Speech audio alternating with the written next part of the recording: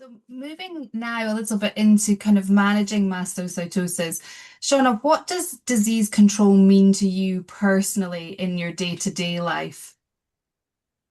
So for me personally, symptom control is learning how to listen to my body to know how to navigate the day. For example, if I wake up and I'm tired or dehydrated or whatever, I know that I'm going to have to either plan to take a nap that day or stay hydrated or make sure I take my H1 and H2 blockers to be able to function. And so I know by tracking my symptoms, by using a symptom tracker and noting things that bother me or trigger me, that I can better plan my day, my trips, my vacations, whatever. Because I know what my triggers are. Kind of now, you kind of learn through the years.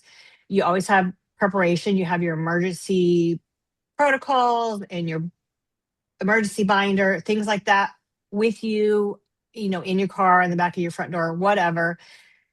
At that point, you feel like you're more in control because you've had all those plans in place and then you're not so fearful. And Kelly, for you, are there some key strategies, or was there a key care pathway or a routine that helps you maintain stability? I'm not sure that I had a strategy, but a lot changed when I was diagnosed. I'd moved to a new city. I'd been diagnosed with multiple different things besides on top of SM. And so I went through I would say a bout of depression. I felt like a burden. I felt not heard. I've by my doctors. There were just a lot of things going on. And really, one of the care pathways I chose for myself was therapy. There was a lot of anxiety and stress involved, and the depression was really getting me down. So I sought out equine therapy. So I went out into a field with horses, and I got to love on them and talk to a therapist at the same time about the feelings I was having and the emotions I was having about having this new disease. And that was extremely helpful. And it kind of got me through that rough patch of just not knowing sure what to do with my feelings and my emotions and how to talk about it, and gave me somebody, kind of an unbiased person, to talk through things, and that really helped me along through my diagnosis. Sorry for the abrupt change of host, folks. Rebecca's internet has cut out due to the crazy weather we're having here in Scotland today. So, my name's Becky, and I work alongside Rebecca.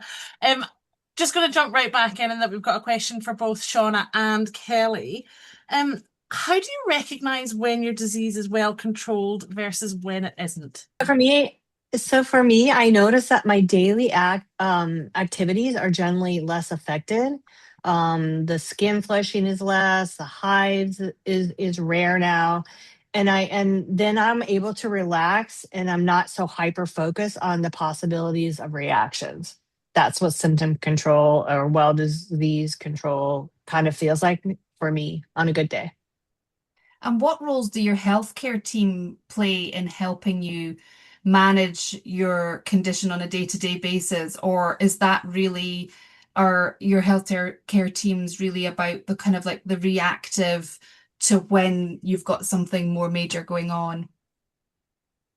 So continuity of care across your healthcare teams is important, especially in a rare disease.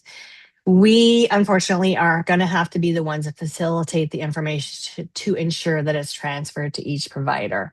That's one of the biggest issues of why people are not getting diagnosed, because if you go to a specialist and they're not talking back to your primary or all these different doctors, because we have a lot we have a lot of doctors on our teams, and if they're not all talking, then you're not going to get the help that you need. You need somebody to help with your bones, because a lot of us have bone density issues. We have the allergy immunology who handle the SM.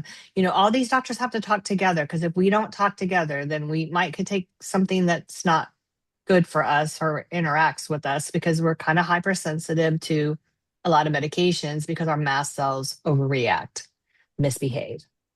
Yeah. And Kelly, for you, what does kind of symptom management look like? What does it, how does that play out for yourself? Because I understand there's a lot of variability even within the same conditions. Yeah, absolutely. Again, it's like what Shawna was saying. It's when your symptom burden is less, when you wake up feeling good and not tired. And we just heard a bucket analogy yesterday, that when my bucket's not full, I'm feeling good. When my bucket's full of flushing, full of stress, full of being overworked, all these things we're putting in the bucket and the buckets get full, our battery just drains down. And so when the bucket's empty, it's a good day.